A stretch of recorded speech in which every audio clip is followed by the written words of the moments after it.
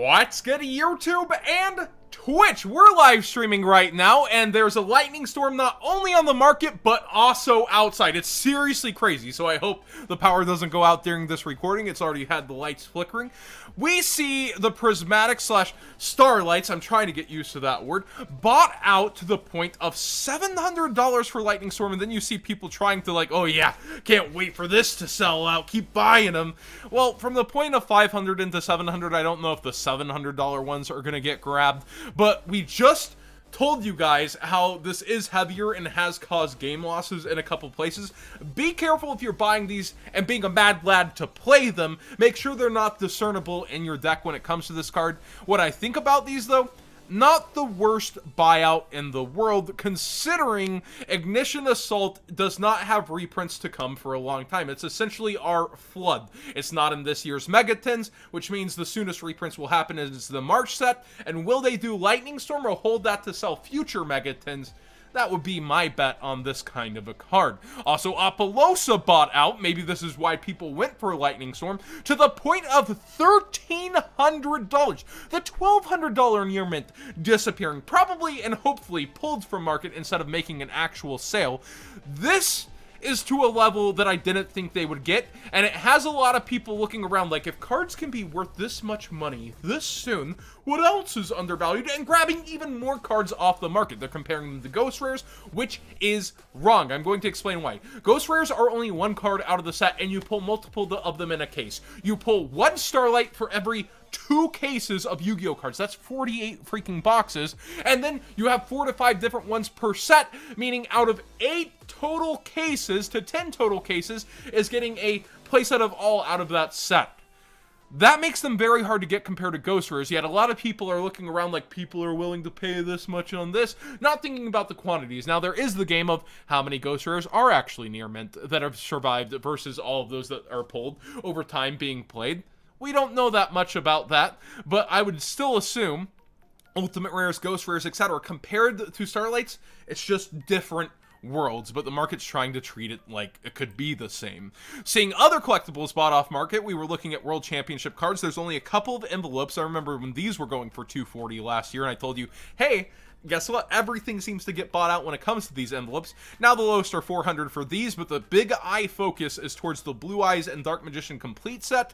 $2,000 lowest on market. That's pretty absurd. So if you won one of those envelopes last year, hey, maybe try listing it at $1,500 and you might get an actual sale from somebody waiting for these to dip on market. And the Blue Eyes does have one actually appearing solo towards $700, actually 2 from the same seller. So people are trying to even break up the set and try to sell individual cards. Well, you know, the Dark Magician, you can't play it, but that would be interesting on World's Day to summon your Dragoon that way. You know, all the way next year if it makes it through all the ban lists. Blackluster Soldier of Chaos. $90 low, bought out recently. This one I'm kind of scratching my chin on here, because when it comes to this card, Toon Blackluster Soldier is the cover card of Toon Chaos, and I could definitely see stuff like this as a collector's rare or something along the lines of being in the set with such a focus of Chaos as well. He has Chaos in the name. You also have Battles of Legend coming, which does tend to reprint some of their own cards. This is very highly priced for what it is, and I do think it will fall out a little, but there's not that many copies flooding back to the market during this time. The meme has come full circle. You see this happen whenever you type in a comment section dedicatedly and you have attention after all these years pain, well, people buy out the Volcanic stuff. He's saying it's because of some God card support being Volcanic support. But yeah, the only first ed is towards 90 and the only unlim towards 50 fresh after this buyout. I know the rest of the support seems to be going off market as well when it comes to the Volcanics, like Shells, Ultimate Rares. They've also disappeared for the most part. Not a single near mint you can buy on TCG Player. So memes into reality, that's just part of today. You see Bean Soldier, one of Farfa's favorites, $25. So if you have this, TP1 always has been kind of expensive, but definitely not to the level of $25 beans. The Mattel action figures. These have gone off market, and I want to compare them to something later in Market Watch that probably has more quantities than these have. But I wanted to show you also a Fallout. Well, you know, oh my gosh, almost $100,000 for a card as its lowest listings, vintage values. Look at the realistic Fallout of some of the lower end ones. People DM'd me after I said people used to sell stacks like these of the Cyber End Dragons, and I have them in my closet. Like, will you sell? And I was like, no, just wait for the market to fall out. Look at this. People definitely still have those stacks and are going to slowly slip them onto the market to try not to plummet it, but it's already half the price of where that Fallout was earlier. And yeah, they used to sell them for $2 a piece all the time. Not like this. Dragon Maids. The nurse is disappearing from market. Kitchen has gone back up. I'm telling you, a core set will not have the same tendencies, but people may look and go even more insane for the side sets because of this. Remember Konami's precedent now that in the March set, they reprinted side set stuff, and you could see Dragon Maids definitely reprinted like Witchcrafters and Magibles, all those cards, in next March set. You could just see that happen. It may be this year, maybe next year, but Konami's paying a lot more attention to the side sets where they short printed things, and I think this will be similar to the EU, around $15 to $12. Blue Eyes Ultimate Dragon Prize Pack and other Battle Pack prize cards have been getting bought out. This is just a note. These buyouts never last, but this definitely is one of the most collectible cards out of there. Number 16, Shockmaster. I missed this when it came to Jump promos. This has a history back in the day when it was being played as a Jump promo, $80 to $90, and it, similarly to everything else, is disappearing. There's only a couple of copies left around the $12 mark before they have one person, Phantasm Gaming, with 40. He's ready for this. He's waiting for people to go after it. A number card being max rarity and a band card has a lot of people looking at it as an investment. Do be aware it seems to be going up right now. I wanted to talk a little bit of penny stonk, though, that I suggested a while ago, and I'm kind of shocked to see fall out.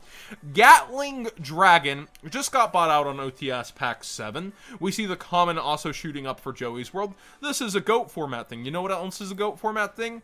The Last Warrior from Another Planet. Now, you're not summoning it as much, granted, it's a level 7, but all the way down to 10 cents for the new Ultra and only 3 printings versus the 5. Now, commons out of Legendary Collections, infamously hard to get, but the recent OTS Pack 7 printing being bought out time and time again, that's some GOAT format gatekeeping for you, and whenever it comes to GOAT format, they will look around the market eventually, and I think you will see these disappear at some point, so just get your penny stonks. Get your 10-cent copies if you happen to be shopping from some of these guys.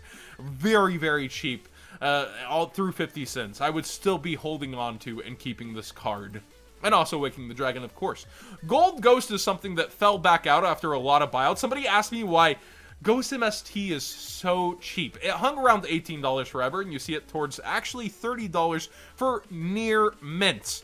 I think that this isn't cheap, but I do think it's actually kind of fair. It's under $100 for a playset when it comes to these. People don't necessarily like the gold rare mix with the Ghost, and also they were still somewhat easy to pull from this set, and the set still floats around where you can open it here and there. Not at the greatest of prices, but I think some of these buyouts will stick a lot harder, where you see, remember when Solemn Judgment came off the list? Oh my gosh, $90 copies? You can get Ghost rare Solemn Judgments way under half that price from Fallout over time, and somebody has one for wink wink $6, 0% 3 sales. I probably wouldn't trust that listing either. Harpie Chandler has its ultimate rare bought out, and almost every version people are like, you need it for the Harpie synchro, it's a tuner, or it mixes with the tuner so well and can be treated like, look, I understand, but it also has its lost art coming. That's going to be huge for it. With the lost art coming of this card, don't fall into this honey trap of like scrambling for a card when reprints are coming, and I think the lost art for this will probably be more sought than either of these versions in the future. I wanted to compare this to the Mattel things, because these have also skyrocketed in price. I remember when this was $8, when this was like $5, and they are going through the roof to the moon, as some might say, and I do find it like, if you're entering the collector's market and you're somebody who's coming back to Yu-Gi-Oh, you know, you grew up, you went to college, you went away, and you're coming back to find something you enjoy, it can be really frustrating to see things you had in the past hit these prices, not even available on market. There was one at $90 and it disappeared. People are starting to compare these a bit to the Mattel. They're a little more common, but not by much. And yeah, it's just interesting to see all the targeted hero buyouts lately, slash GX era buyouts, where people are really sifting through for any and everything that might be collectible. This is just another one. So if you didn't know this existed, here it is. But maybe you did. Maybe you have some of these stuffed away in a trade binder towards the back. You would have thought, well, these could be $3, $8. You will have a lot more money on your hand than you might have known. So do be aware that these secret rare old school e-heroes, they're pretty good money. And I wonder what these sealed products would go for these days. Man, that has to be really hard to get your hands on, and comes with all 4 promos. So if you can find one of those, maybe set it aside and keep it for yourself. That being said, thanks for watching today's Market Watch, and especially if you joined it while it was live. Please subscribe if you haven't already. Give this video a thumbs up if you enjoyed the conversation. And live chat being here is always some extra fun, especially for you guys watching.